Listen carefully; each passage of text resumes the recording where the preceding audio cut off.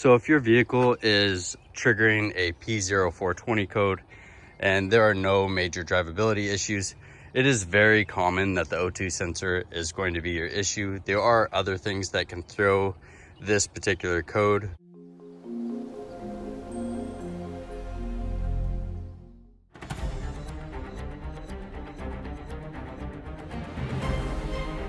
Hello everyone, today we are going to be correcting a code that is PO420. In correcting this code, we are going to be replacing bank 1 sensor 2, which is a downstream sensor. It is located underneath the passenger side of the vehicle. So here's some simple information on the oxygen sensors for your vehicle. There will be 4 oxygen sensors on this particular Cadillac, many other make and models as well. But what we have here is up top here in this compartment. I'm going to show you right down, following this blue wire here, leads you to an oxygen sensor. My hand is on it. This is bank 1 sensor 1. This would also be considered your upstream O2 sensor. The reason this is bank 1 is because you have your number 1 cylinder on this side of the engine. You have 1, 3, and 5, and then the other side you have 2, 4, and 6.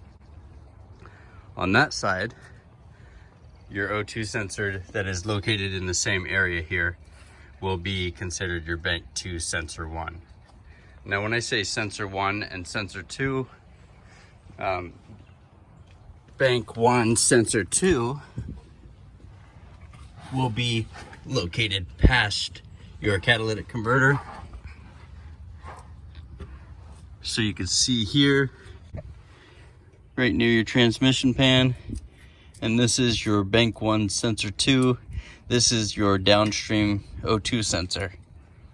So in order to do this repair, you will need an oxygen sensor socket, which looks like so, and then you'll need your new oxygen sensor.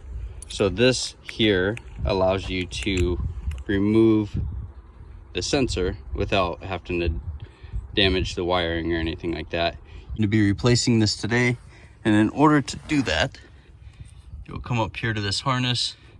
This tab just pulls out, so you just have to pull it really hard, and then this here, pull it down, and the harness will disconnect like so. In removing this, you can use a 7/8 wrench, or you can use your O2 socket. In many cases, you'll need some sort of penetrating oil like so. You'll just take it and you'll just spray it right around here, and then give that some time to set in. This would not work on your upstream O2 sensor because the harness is different and it is much larger, but you could slip this over, go all the way up, and that gives you a lot more leverage there. This was on there very tight. When reinstalling your new O2 sensor, be sure to match up your electrical harness here, and then apply some anti-seize to the O2 sensor if you don't already have some on there. You will simply just thread it in here. So righty-tighty, lefty-loosey. Get that nice and tight there. And we'll use our wrench here. Does not have to be extremely tight. I'm going to call that good. And then we will reconnect our harness here. Again, before doing this, make sure this harness matches the harness here. If you accidentally ordered your upstream sensor instead of your downstream, the harness won't match up. So there we have it. We have the O2 sensor replaced. We are now going to clear the codes and go for a test drive. The code would come back immediately after driving it, so hopefully it stays gone now. If you have any questions or comments, please feel free to leave them below. Thank you so much for watching. Please like and subscribe for future videos.